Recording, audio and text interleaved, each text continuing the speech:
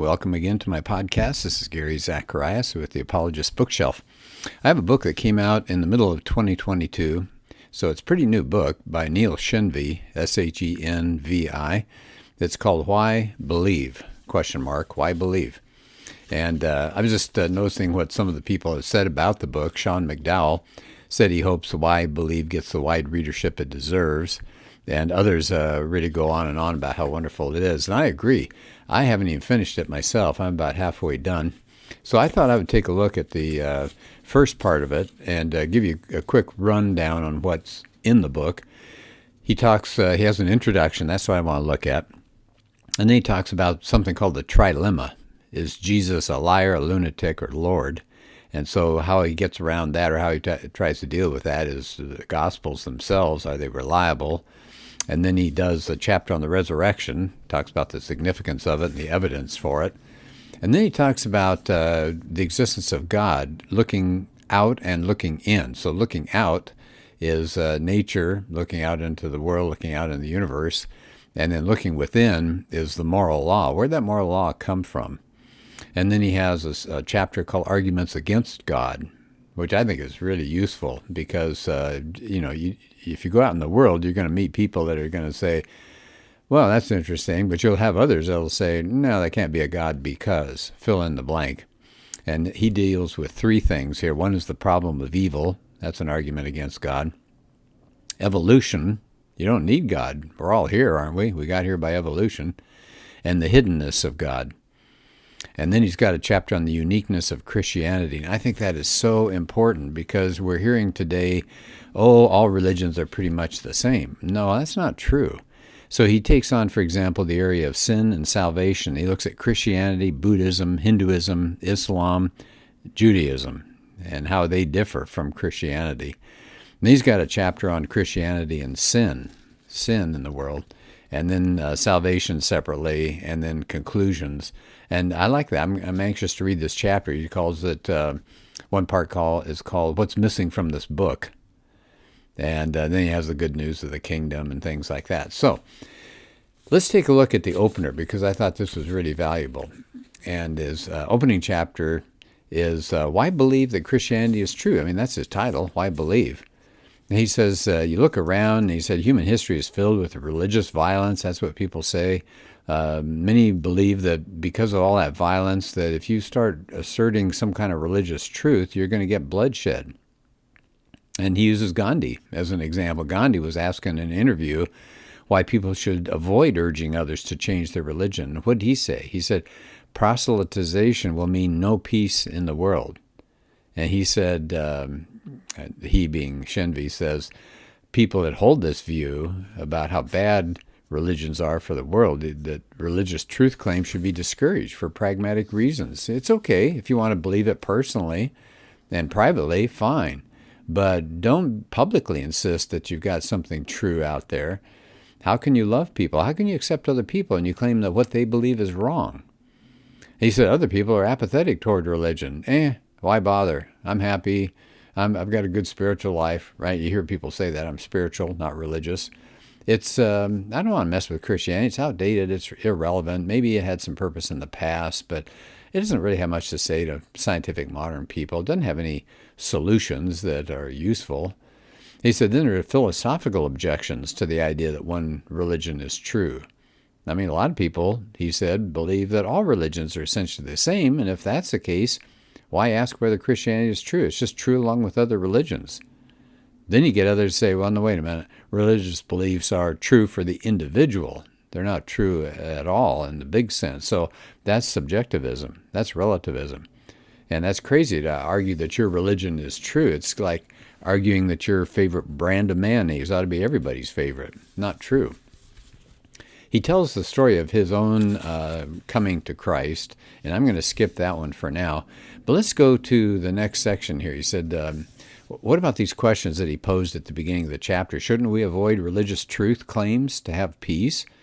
Aren't all religions equally true? Can you even claim religious beliefs as true or false? And why do we need religion?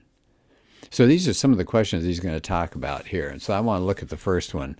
Should we avoid religious truth claims so that we can get peace?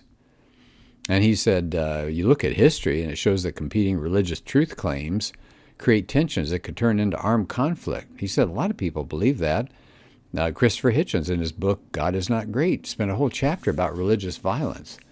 He says, well, what's the response to that? He said, we should note that religion ranks far below other factors as the primary cause of war. And he's got some statistics there, and I'll skip it. But he said the death toll of the bloodiest religious conflicts like the Crusades is dwarfed by secular conflicts like World War I. Oh, that was just killing fields multiplied, wasn't it? Or ideological killings like that Great Leap Forward in China. So he said, humans are, this is pretty ironic and bitter. He said we should acknowledge that human beings are capable of massacring each other with or without religious motivations. Oh, that hurts, doesn't it? But it's so true. He said, more importantly, that people assert that religious claims should be avoided for practical reasons. That sounds neutral, but not really. It's a deep commitment to a particular ideological claim. What's that?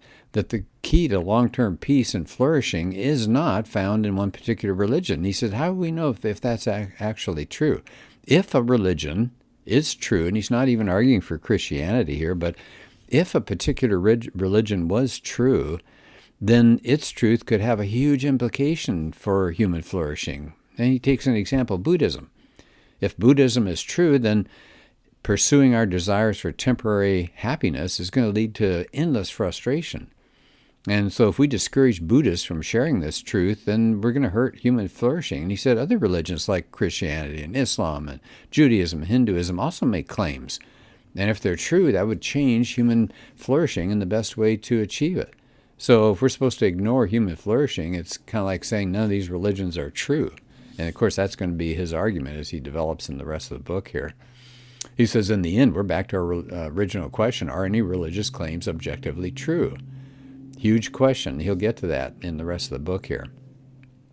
Then here's another question that people say. Well, many people say, oh, well, yeah, sure, Christianity is true. All religions are true. And they give you the parable of the blind men and the elephant. And you probably know that parable, but blind men are touching different parts of the elephant, and they each have different ideas of what the elephant really is. One grasps the tusk and said the elephant's a spear. Somebody else grabs the ear. No, the elephant's is a fan.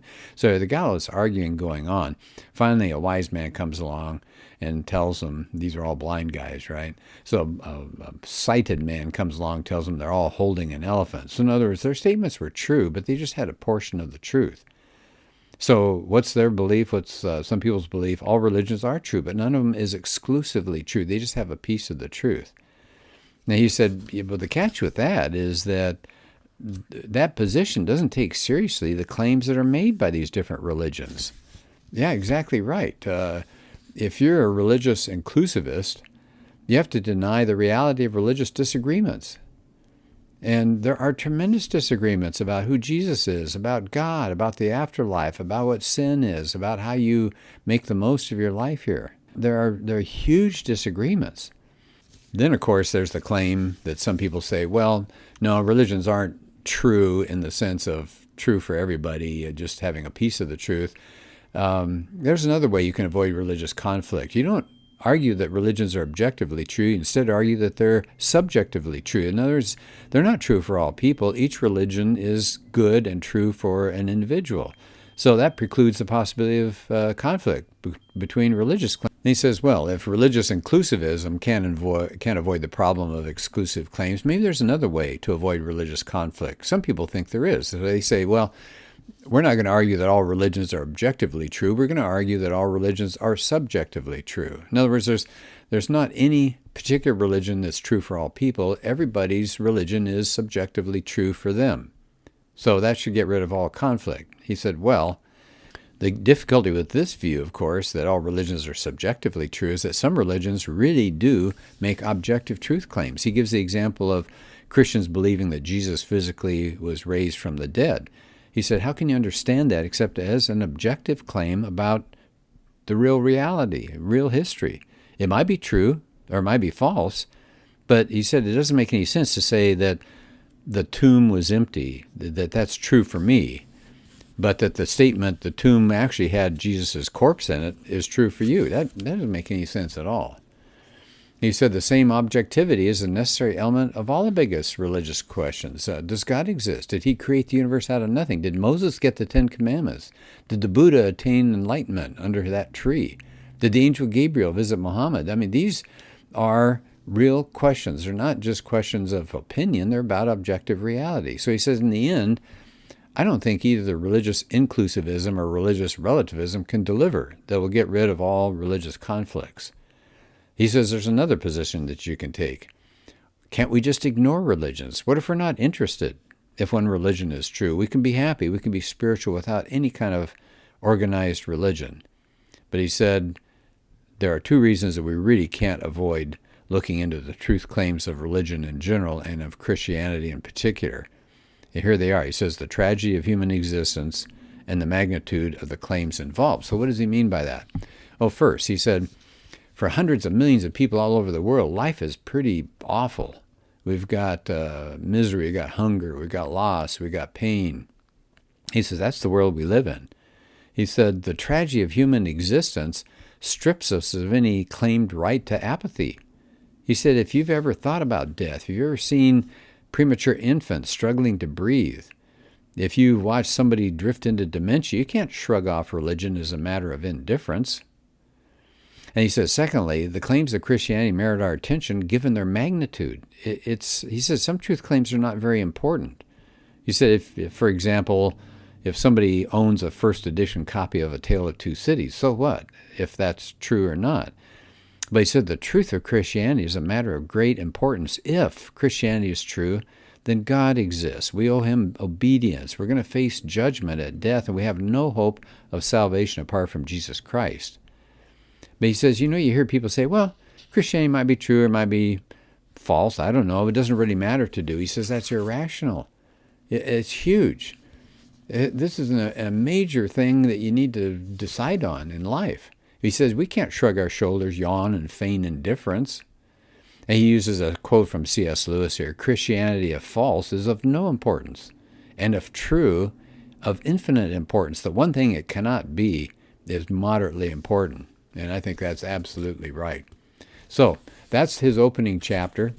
And the rest of the book deals, like I said, with things like Jesus, the resurrection, the existence of God, the central message of Christianity. So you can skip around in the book. You don't have to go in order. You can find areas that you're more interested in than others. But I would recommend this book highly. It's easy to read, very thoughtful, and it's a pretty new book.